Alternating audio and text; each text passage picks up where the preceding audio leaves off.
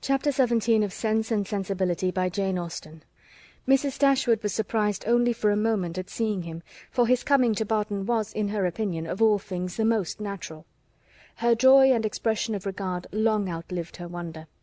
He received the kindest welcome from her, and shyness, coldness, reserve could not stand against such a reception.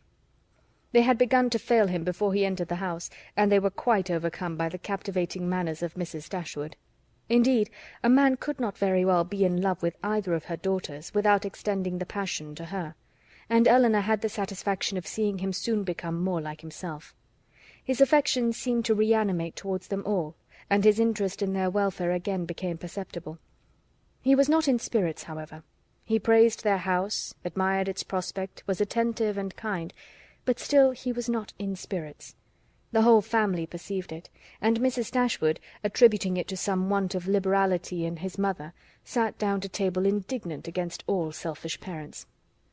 "What are Mrs. Ferrars's views for you at present, Edward?"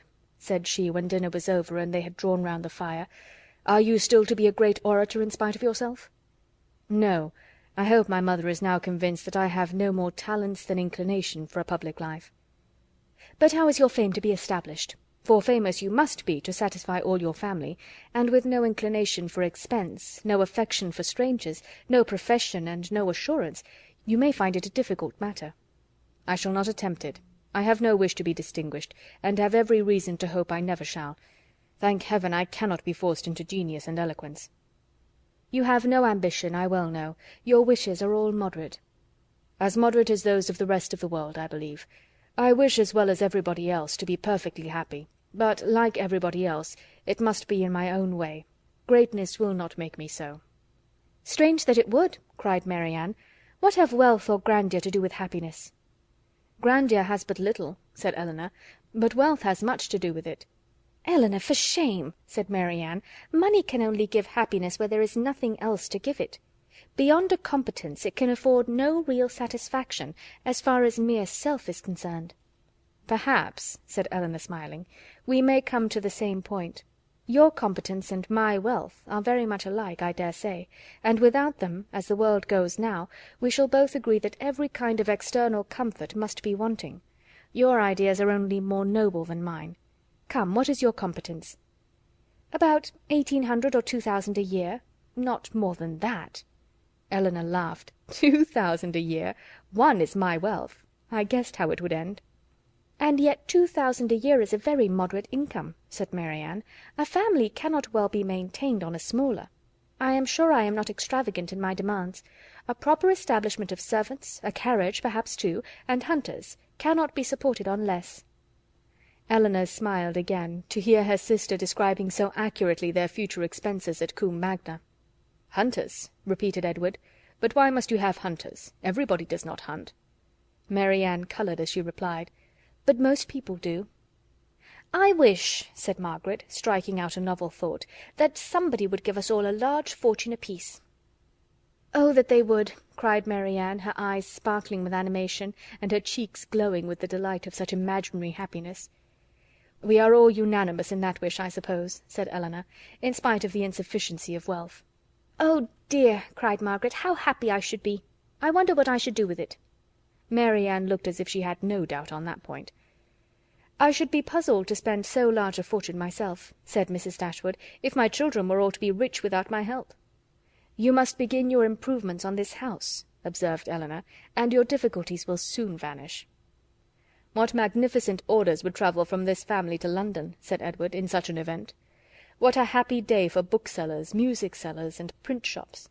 You, Miss Dashwood, would give a general commission for every new print of merit to be sent you, and as for Marianne, I know her greatness of soul, there would not be music enough in London to content her, and books, Thomson, Cowper, Scott, she would buy them all over and over again. She would buy up every copy, I believe, to prevent their falling into unworthy hands, and she would have every book that tells her how to admire an old twisted tree.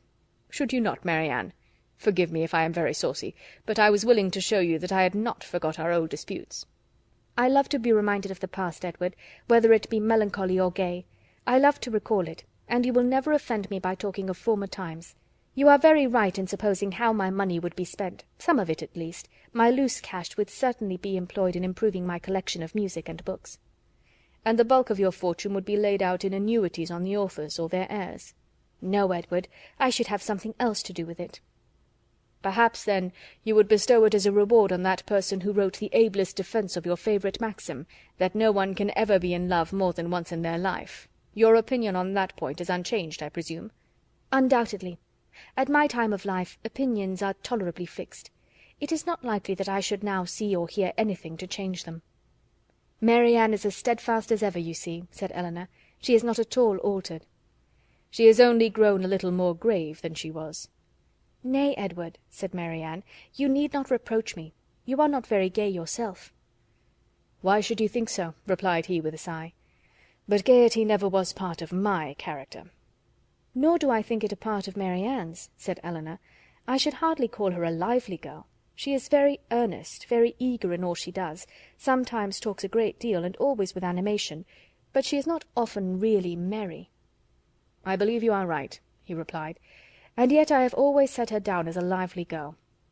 "I have frequently detected myself in such kind of mistakes," said Elinor, "in a total misapprehension of character in some point or other, fancying people so much more gay or grave, or ingenious or stupid than they really are, and I can hardly tell why or in what the deception originated. Sometimes one is guided by what they say of themselves, and very frequently by what other people say of them, without giving oneself time to deliberate and judge." "But I thought it was right, Elinor," said Mary Ann, "to be guided wholly by the opinion of other people. I thought our judgments were given us merely to be subservient to those of neighbours. This has always been your doctrine, I am sure." "No, Mary Ann, never. My doctrine has never aimed at the subjection of the understanding. All I have ever attempted to influence has been the behaviour. You must not confound my meaning.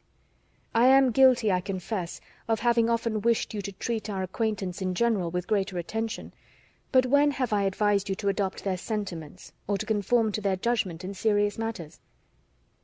"You have not been able to bring your sister over to your plan of general civility," said Edward to Elinor. "Do you gain no ground?" "Quite the contrary," replied Elinor, looking expressively at Mary Ann. "My judgment," he returned, "is all on your side of the question, but I am afraid my practice is much more on your sister's. I never wish to offend, but I am so foolishly shy that I often seem negligent, when I am only kept back by my natural awkwardness.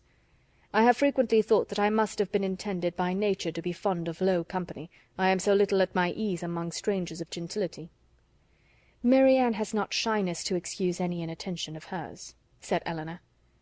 "She knows her own worth too well for false shame," replied Edward. "Shyness is only the effect of a sense of inferiority in some way or other. If I could persuade myself that my manners were perfectly easy and graceful, I should not be shy." "But you would still be reserved," said Mary Ann, "and that is worse." Edward started. "Reserved? Am I reserved, Mary Ann?" "Yes, very." "I do not understand you," replied he, colouring. "Reserved? How? In what manner? What am I to tell you? What can you suppose?" Elinor looked surprised at his emotion, but trying to laugh off the subject, she said to him, "Do not you know my sister well enough to understand what she means? Do not you know she calls every one reserved who does not talk as fast and admire what she admires as rapturously as herself?" Edward made no answer. His gravity and thoughtfulness returned on him in their fullest extent, and he sat for some time silent and dull. Chapter 17